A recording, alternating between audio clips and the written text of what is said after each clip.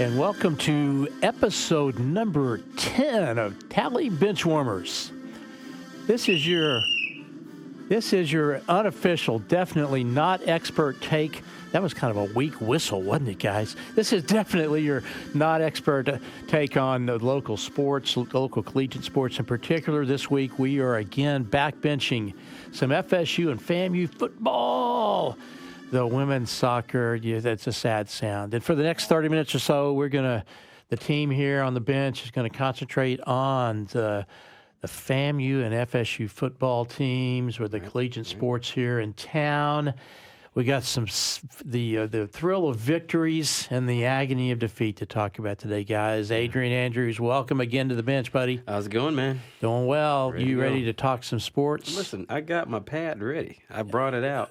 So Adrian and Eric over. If you got a wide shot here of the bench, you got the high techies on that side. High techs on that side. The old school paper on this side. Eric Carter, our assistant chief engineer. Eric, you looking good today. Thank you. As always, we're in an FSU thing here. That's right. You know, I didn't have to wear the bag. I didn't have to wear the bag. No bags. You know, we were talking about it. If we had lost to Charleston Southern, we were going to have to wear the paper bags over our heads, and it would have been tough to breathe for a half hour. And dealing with this. Oh, my, yeah. Yeah, well, okay. Well, hey, I'm the head bench warmer, and I've got my Travis jersey on because you got to celebrate when you can, right? Absolutely. And we got to get ourselves fired up for what's coming ahead this coming weekend. And, of course, also with us is Jennifer. Wait, Jennifer's not here, and we got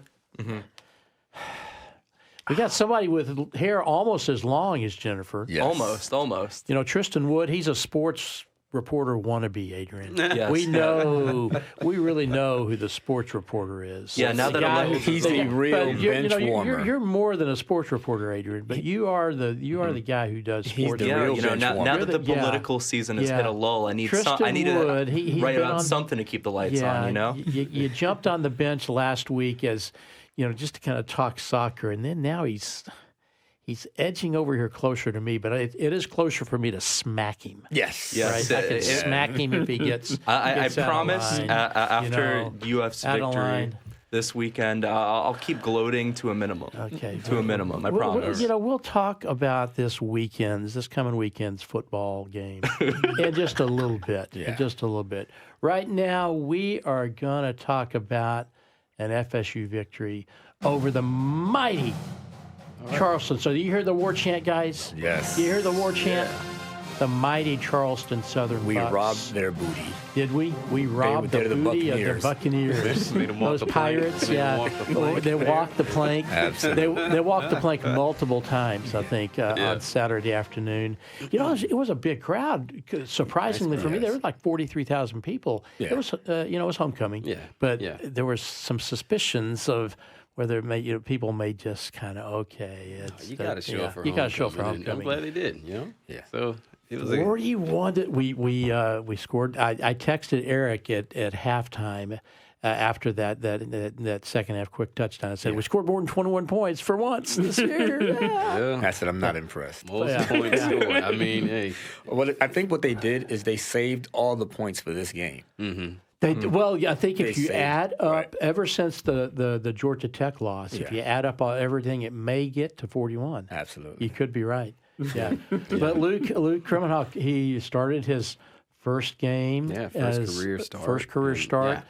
Lost his red shirt now completely, right? So he is off the books for redshirting. But if you discount the first drive, where he got – now, you can't – sometimes I guess you can always – a quarterback can always throw the ball away if he didn't take a sack. But that first drive of ours looked pretty pitiful. It was looking kind of bad. You discount that, Luke had a decent game. Yeah, he ran well. Mm-hmm. He threw well. Our receivers caught the ball, too, guys. Yeah. Believe that. See, well, there was different receivers in. There was a lot of younger guys. There were some younger guys in. So maybe that's some definitely see good chances for us. Looking good for us next year. Something to build on. Yes. We got a lot of young talent on there. More than 400 yards total offense in a game this year. We've been struggling to hit the 150 mark and certainly the 200 mark in a lot of games. So again, hopefully you get a little confidence builder. And it happened at just the right time too, because y'all really played spoilers for Charleston Southern's dominant season that they're having as well. Well, yeah, both teams. Did somebody else say? Was there a comment made? No. I'm kind of going to try to ignore to the his guy. credit, Tristan, I do agree with Tristan. This one is one of those wins where it's like, okay, you're supposed to win this game. You're supposed to win. You're supposed to put up 40-plus points. Honestly, I think there were some points that was left on the board. Left on the field. I think we probably could have ran it up a bit more. But, I think Luke did great. Over 200 yards, three touchdowns. Mm-hmm. No interceptions. No interceptions. That's good. Interceptions. We actually Fitzgerald kicked one, and then we got the younger kicker in to kick that second field goal in the second half. Yeah. So that shows where you really want to get the younger kids some game experience, right? When you let that field goal kicker. Well, you got to remember, Fitzgerald's gone. Fitzgerald's playing in the pros. He's gone. Fitzgerald is playing in the pros next year without a doubt. So we've got it was a dominant win, as although we let them put up a lot of what they won. Did they win time of possession? Time of possession. They had 18 first downs. 18 first downs. Yeah, that's not. That's not a dominant win. We dominated on the scoreboard.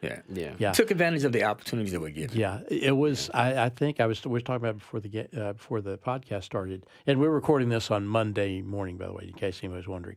Monday morning after the weekend, and that fumble punt really seemed to be that was the catalyst. That was the catalyst. Yeah. It was a trigger point. Before that, it looked like we might not score more than 15. Yeah. You're and I was thinking that it was going to, and I think before we left here, I was talking about Charleston Southern maybe scoring about 14 points. I think if they had a chance to get that passing game intact, I think we could have been talking probably differently. Obviously, I don't think they were going to win that game, but I think they had, because they was able to run the ball actually effectively, at least on the first half there. So you put the passing game in there, and then we might be looking at maybe 41, maybe 30-something, maybe 14 or something, maybe 21. The impressive thing about Luke is he actually threw 3 touchdowns. Mm-hmm. That's the most for a freshman. Well, second most for a freshman. Is it? Yeah. He's tied with James Blackman. For a true freshman touchdowns. Remember Blackman? And Blackman had the most with 4. And Blackman was a tall, lanky kid, kind of like Luke. The Slim Reaper. Similar. The similar build. They ran they about play about the same. They still have those. They got the wheels and stuff. Because I like about Luke. He has his ability to. Sort of knows when nothing's there. I'm going to use my legs. So. I like Blackman. Blackman tried to stay in the pocket a little too long. There was more times he should have ran, but seasons passed. So Brock Glenn got the kind of the garbage time at the end of the game. You got some mop up. You have to assume. By the way, I missed the long touchdown pass that started the second half. But I wish I had, because you hear the crowd go, "Oh!" First play from scrimmage after the kickoff, second half, and Guy Douglas catches that ball and runs it 72 yards or whatever for a touchdown. That was probably, I'm guessing, the most exciting play of the game. It was. So we had some excitement. We have to assume, sitting here on Monday, that Luke is going to start this Saturday against the Gators. Next year we're going to see Luke again. So you have to hope that you have to hope that if you're going to invest in Luke here now, since you burned his red shirt. He's your guy. That's basically what he's your guy. You're going to concentrate on him. You may not be looking for a QB in the portal next year, all that, but DJ's coming back. Is DJ definitely going to get a 6th year now of eligibility? Maybe with that injury. He said he wants to come back if they clear him for eligibility. If the NCAA clears him for the eligibility. Now, whether Florida State keeps him on the roster is a different story, I'm guessing. They invested a lot of money. Okay. No, we're just gonna we can save that conversation for later after football season's over. Absolutely. We do have a game coming up this Saturday. We want to preview real quick and we'll talk about that with the picks too. But we got the Gators that are coming into town. Of course, we beat the Gators the last 2 years in a row. Yes. Last year without yeah. our quarterback. That's right. Yeah. Brock Glenn. Yeah, that's right. Yes, that was because Brock got hurt in the third quarter of last year's game, and Luke came in to. So we beat the Gators, and now we're kind of pivoting to Mr. Gator over here. So I know the Gators will be coming in here hungry for a victory since it's been at least 3 years since they've beaten the Seminoles. So. Yeah, but I mean, if we talk about who they've been, recently, two ranked teams, that's significant upsets. Momentum for them's coming into this game. Even for some peoples here that may not be Gator fans, you got to recognize, impressive victories over LSU and Ole Miss this weekend. But I give credit to Napier for actually listening to his players. And allowing them, sometimes you got to, as a coach, step back, let your players talk to you, listen, and then move forward with their suggestions.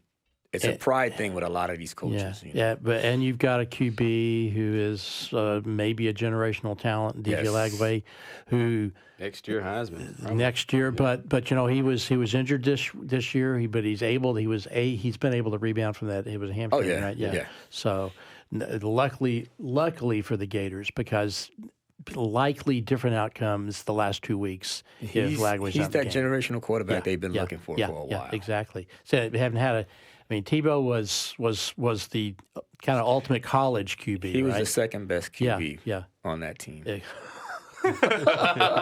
True. They had Cam Newton. Yeah. So that's right. Yeah. And speaking of a Cam. Just real quick, an aside, Cam Ward now this past weekend broke the Miami's season record for crazy. Imagine all the great players that have played at that. Not only Cam that Ward, position, but a lot of great players have came through, and he's in his first year with Miami has sort of just changed that culture, brought it back. I mean, because Miami, they've been quiet for quite some time. Yeah, and we'll have a chance to talk about Miami some more. We want to pivot to another Tallahassee team that we are really proud of. All right now. FAMU Raptors. Right now. Strike. Put some respect on that name. And strike again. Absolutely. What a great, exciting game this weekend, right? Oh, yeah. High scoring. Would have been fun to be there to watch. It was a track meet. It was a track meet. It was kind of like who's got the inside lane here, maybe coming around the corner or whatever. But yeah. All gas, no brakes, no defense. But hey, it is what it is. I think it was a great game. It's called a classic for a reason. It's called a classic for a reason. I think I was on the edge of my seat the entire time, and that's what you want. Yeah, that's what you want. It's nice to see blowouts, but games that are close, and exciting. Right. I like close, high-scoring games. I don't like close defense. I'm just an offensive guy. I don't like close defensive-minded games. But unless they're hard-hitting. If they're really hard-hitting, those close defensive games are just as exciting, man, because you see those fumbles pop out. And Absolutely. So we're Tristan, we're talking about a football team that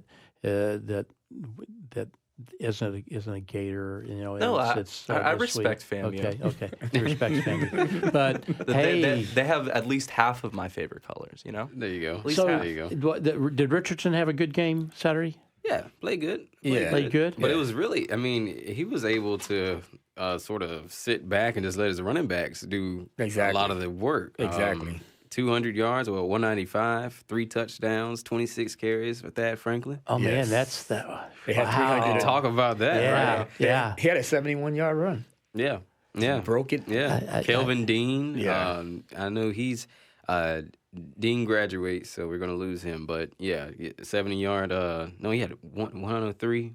Yeah. Yeah, so, and a tutty. They had 305 total yards rushing. Yeah, see what I'm saying? So when you have that kind of production on the ground, I mean, that's one of those games where Daniel Richardson is sort of like, hey, hand the ball off, let him do the work. But they actually gained more than 500 yards for the game, didn't they? Didn't they have 485? 485. Okay, close. You got to take those sack yards. I miscount. I miscount. Yeah, it's net yards. That's total right. net yards. Right. Yeah. So, we were kind of questioning last week when we were talking about the Bethune-Cookman game. We didn't know. They put up 416 yards. Yeah. So. One more possession. That's what I'm saying. Who had the ball last? last? I had Bethune winning this one only because of just how FAMU looked the week prior. But I'm glad they were able to sort of fix those things. I mean, we'll see. Whatever changes comes out of this upcoming game. Because I think defensively you want to definitely minimize that score. I mean, you don't want to be in a tight shootout like that, 40 plus points and stuff. So. But I love that game. Yeah, I love the game. That's classic FAMU Bethune game. Yeah. They run up and down the field.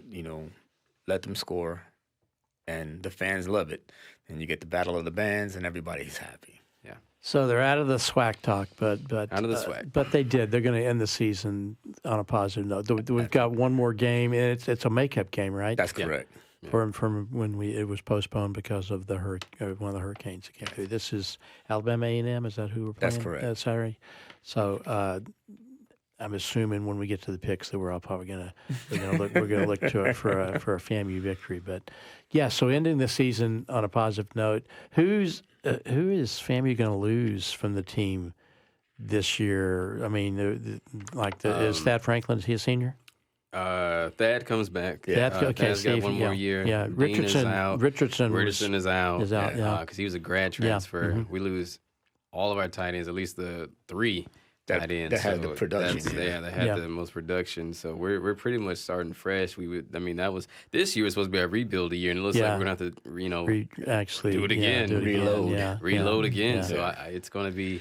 Yeah, we're gonna lose a lot of guys. So it's hard to see. One thing I can say that FAMU's actually done well, they've actually utilized the transfer portal well to their advantage. Yeah, to bring in the talent that they need. Yeah, so I believe. And maybe not overpaying for talent the way maybe other teams in Tallahassee did this year. Yeah. Okay. Yeah. Okay, enough football. We've got the football balls on the bench here today because we were celebrating those two victories, and unfortunately, we got to kind of talk about a loss that happened Friday night with the FSU women's soccer team. They really, I think everybody in Tallahassee had high hopes for a national championship this year. Indeed. Yeah, absolutely. At the game, I mean. I thought the previous game was packed. This one, every green space in their soccer complex was filled with someone pitching a blanket, standing. Every single row of the nearby parking garage was filled up. Enthusiasm was there, and let me tell you, after that loss in overtime to penalty kicks, just the whole. If I was a Seminole, I would be shedding a tear being in that stadium. Let me tell you. Yeah, well, I bet that there were. Yeah. Oh yeah, there were quite a few. There was quite a few, especially from, the FSU players. Talking about the game more in detail itself. Let me. The clear MVP of the game was Vanderbilt's goalie Sarah. Yes. I apologize if I mispronounce this. Wojdelko, senior goalie. She had a career high 14 saves that game. Oh man, Her well that lets you know that high we of the were. season was 5. Yeah. Wow. If she had 14 saves, that lets you know we were there. Yeah. She had one series that she had 3 point-blank saves. Yeah. I mean, she would save, pop right back up because the ball wouldn't get cleared, and she was in position and blocked it again, pop right back up, and it's like... So that was a game of a career, right? And for anyone listening that doesn't follow soccer, how the overtime works is that they had 2 10-minute periods in overtime, and then they have penalty kicks where it's one person shooting and the goalie, 5 shots, whoever makes the most wins. So you have the whole game Vanderbilt's goalie had a dominant, energizing performance. Yeah. And then you had Addie Todd, who's a redshirt freshman for FSU. She won a game for them in the semifinals of the ACC tournament by blocking penalty kicks. So she is a talented goalie, but there was about 9 shots on FSU's goal, and they had 3 scored on them. The third goal that Vanderbilt scored actually fumbled through Todd's hands to go in.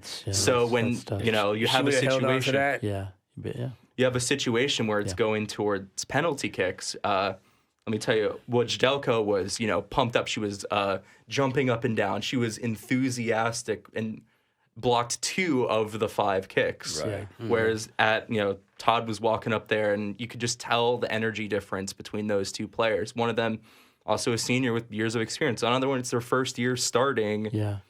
For a college football team. So soccer team. The football. Football, depending on where you're from. Still the best football team in Tallahassee. Absolutely. Absolutely. I was at the FSU Florida Gator women's basketball game. But by the way, the FSU just smacked it to the Gators. Spanked them. But during timeouts, they were showing the stream of the soccer match, and we saw all of the last 4 penalty kicks, and so we saw the winning losing kick. And the whole crowd just went tough. Yeah. So so we've got we're going to have a very talented and seasoned goalie in goal next year, right? So talk about what she's going to take to next year. And absolutely, and from top to bottom on the team. Key players on the FSU soccer team are freshmen and sophomores. Yes. So this isn't the end of the season any of them wanted, but this is the type of loss that provides tons of lessons that they can go and have another dominant season next year. You think so? Yeah. So I threw our engineer Evan and producer Jason off because I was so excited. I wanted to get to the soccer conversation, but we did. We had some other college football games this past weekend that are worth noting. We had the Alabama Crimson Tide going down for their 3rd loss this season against Oklahoma. Even though I'm not a Sooner fan by far, but I was really happy to see them dominate Alabama right there. They made Alabama look pedestrian. They made them look pedestrian. Ain't that a good thing to see? Yeah. Yes. 3rd loss of the season, the first time Alabama's lost 3 games since 2010 in a season. Yeah. So that's, Kalen DeBoer's got some work ahead of him. Yeah. We were talking about maybe Saban wants to come back, but probably not. Maybe Saban didn't want to come back. Obviously, the Hurricanes and SMU are bound for the December 7th. I think it's December 7th ACC championship game. Now, if Miami trips and loses to Syracuse, that means Clemson sneaks in there. Yeah. Oh, for some of us around the bench, maybe all of us, that would be a sweet turn of events. But this just feels like a hurricane season. As hard as it is to admit, it feels like a hurricane season. But I told you at the beginning of the season, I picked SMU to win the ACC. No, I'm just saying hurricane season to get to the championship game. SMU. The last time Miami got to the championship game, they got spanked. Did they? By Clemson. Okay, yeah. So SMU, that would be just such a cool thing for them, first year in the ACC and to win the ACC championship. So, so a lot of ranked teams got beat this past weekend. So it's going to be interesting to see when they come out with the 12-team playoffs now this week. Who's going to be in and who's going to be out. No more football to talk about, but we've got a SWAC championship volleyball team to talk about at FAMU. Might as well dedicate this entire show to FAMU. That's right. We've been talking about the FAMU volleyball team. They've been killing for the past 3 months, right? Yeah, 19-0. Oh man, tell me about it. Exciting. I mean, volleyball in itself is exciting because it's just fast paced, but they're just an exciting team to watch. 27 wins. Yeah. Yeah. So what happens next? They've won the championship. So, is there a tourney now in the SWAC that they will play in? They earned a bid in the NCAA They've tournament. won their tournament. They've won their tournament. Okay, so they've won. Okay, so they're this regular season champs, and then they're SWAC tournament champs. Correct. Now they got the automatic bid into the national championship. Yeah. Okay. Yeah. How you like that? That's sweet. Well, see, here's the thing. 3 rings in 4 years. SWAC. That's right. So who's SWAC, man? Is that now? Is that your line now? 3 rings in 4 years. 3 and 4. Just call it 3 and 4. Yeah. They won 3 SWAC titles, right? So when they joined, so this is their 3rd. Right. No other team can say that, but yeah, it's incredible. They earned their NCAA tournament bid. I mean, Brooklyn Watts, Jada Rhodes combined for 25 kills. So they're doing their thing. I hope to see them, definitely make a push, in that national tournament. How do you think they're going to do in that tournament? I don't know. I haven't seen depends on the seeding. I haven't seen the seedings. I haven't seen the brackets on how they're going to who they're going to face first. They might get those top seeded teams first. I mean, sort of how it works, but we'll see, man. I think they definitely have the firepower to do so. A lot of ACC teams that they may potentially face in that, right? Because there's a lot of ACT teams that got really great volleyball teams. Yeah, absolutely. Yeah. So, I did not realize that I'm even more excited. Absolutely. And there's reason to be positive about the FSU volleyball team. I think they've won 3 matches in a row now. Yep. Here in ACC play, but I think there's they've still got some ways to go because I think they're ranked seventh in the conference. So it's gonna. They may not make the ACC tournament. Yeah. The next game, they did good this week. They beat Georgia Tech and Clemson 3-2 both matches. Yeah. But our next game is against SMU. Yeah. Why is it always SMU? SMU is number 10 in the nation. Yeah. And the last time we faced them, they blanked us. But are we playing home or are we playing in Dallas? We're playing in Tully. Okay. When's the game? I haven't paid attention. I'm so sorry. I think the game is Tuesday. Doggone it! I'm leaving town tomorrow. Oh, and I'll miss it. That would be a fun match to go to. That's going to be packed. Yeah.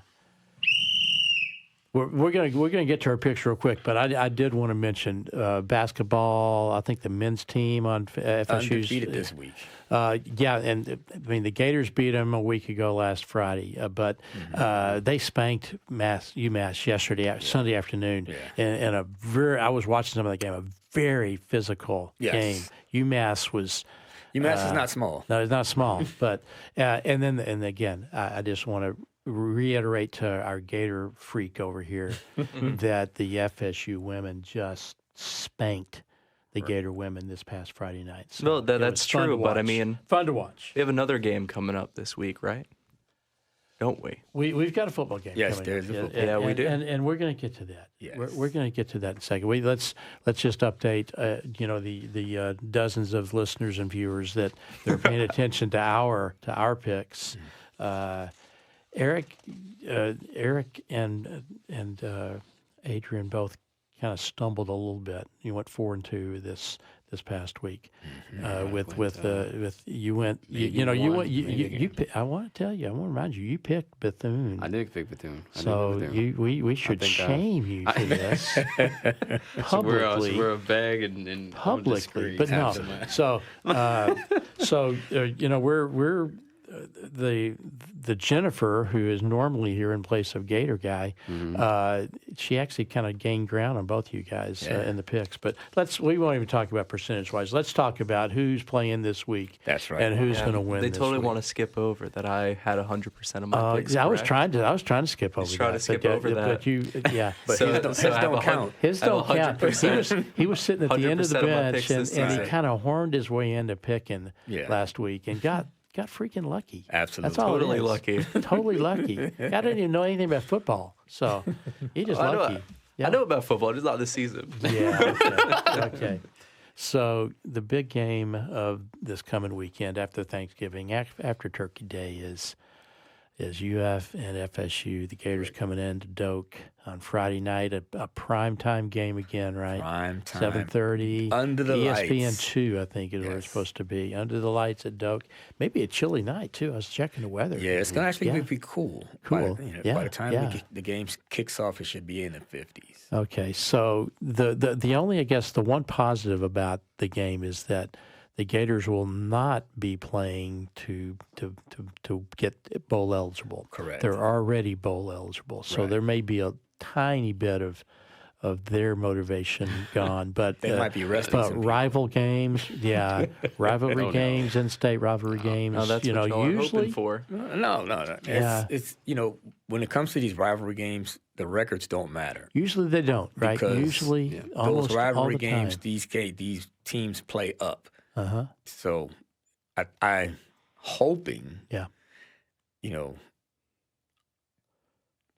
I say this with a caveat. Yeah, I'm hoping that the influx of points from last week's game wasn't a fluke.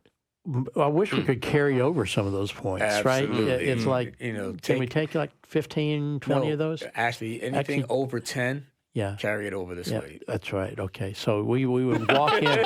We would walk into the game with a 31-point lead. Then correct. So what I'm hearing from this is you guys aren't too enthusiastic about FSU's chances. It's going to be a tough game because the Gators admittedly have done much better than anybody, I think, around the country, including in Gainesville, thought they were going to 5 weeks ago. Yeah. Is it just been like maybe that long when people were talking about that Napier, if Napier's going to get fired mid-season even, right? He during won his bye job week. now. He definitely has won his job. The crazy thing, when you think about the Gators and how they moved, when their starting quarterback went down, you kind of like, oh, their season's going to tank. Yeah, then absolutely. DJ comes in, and that, to me, that was one of the better things that happened to the Gators this year. It's that DJ came in, and he actually comes in, and he's getting that valuable time. So next year, Gonna be a monster. Yeah. Katie barred the door. Is that a term, or is that an old? That's an old time term. That is you guys an may old not time know term. it. Yeah. So rivalry. The Noles are going to have to play like way above their pay grade, which is a term I think you can use now in the NIL world. Yes. Yeah. True.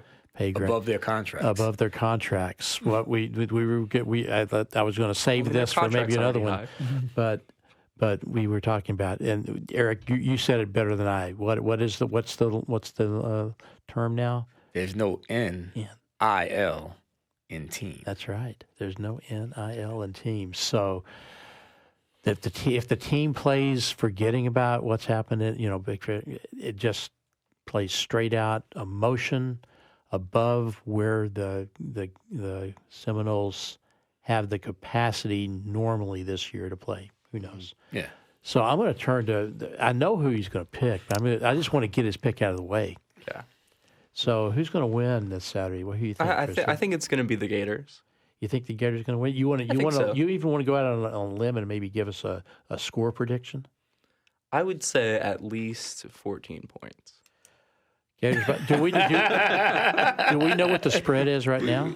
I haven't checked. I haven't checked yet. So you know the spread? Is it more than 14? I don't know the spread off the top of my head. So Tristan plus 14. Okay, I'm writing this down. Notice how we're keeping track of the spread. Well, no, I'm just taking track of your about plus 14 points, because if it's closer than that, and even if you win, you're gonna regret it next month. So Adrian, who do you think?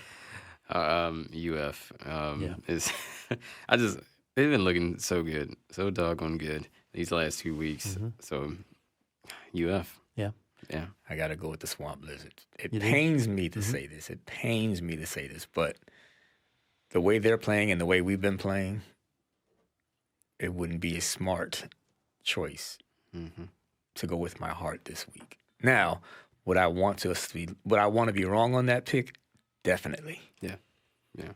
Well, I didn't wear a Jordan Travis jersey today on this Monday in advance of that game for any other reason than to pick the Florida State Seminoles to win by 6 points. That's an upset. I got FSU by 6. Okay. We'll see. We will see.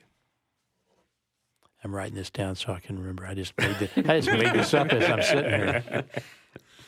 So we got FAMU and Alabama A&M on that makeup game from earlier in the season, Adrian. Give me FAMU, baby. Yeah, baby. We're riding it. Strike, and strike again. That's right. Yeah.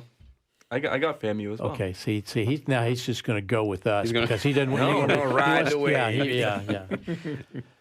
So UM is playing at Syracuse. At Syracuse. Mm-hmm. So you were talking about it before. So who you pick? I'm going to go with Miami. Mm-hmm. Yeah. But that's another one I wouldn't be upset with if I got wrong. Yeah. Mm-hmm. Well, no, I don't think any of us would be upset if you got it wrong, but you wouldn't be surprised if you got wrong. No, I wouldn't. Yeah. Adrian, who you picking? Miami. Yeah. Cam Ward is the real deal. Yeah. I guess the question is going to be who's going to be the first quarterback to be picked in the draft this year, and we can talk about that. It won't be Cam. Nope. Okay. It won't be Cam. So you're a South Florida guy, right? You grew up in Hollywood, right? Yeah, I did. Hollywood. So Tristan Wood from Hollywood. Yeah, exactly. So who you picking? Syracuse, Miami? I got Miami. Do you? Yeah. Okay. I believe in them. You believe in the Hurricanes. Okay. And we've had enough hurricanes hit this year. We can have them hit again. You know what? Again this Saturday. I just thought of something. And the Hurricanes are going to win this week. But on December 7th, the week after hurricane season ends, who knows? Yes. Who knows? Oh. Yeah. He'll be out of gas. That's right. No more warm water. So UCF is playing Utah. UCF is playing Utah. Yeah. I'm going to take UCF. You're taking UCF? I'm taking UCF. Are you really? I've been up and down with UCF all season. I'm riding with them. Yeah. I'll go with UCF. Really? And I'm going to hope they don't let me down because they have before. Okay. West Virginia beat them this past week. So, okay. But you're both picking the UCF. UCF. Yeah. How about you there, youngster? I'm going to go with Utah. No other reason than I just don't like the Knights, Their colors ugly.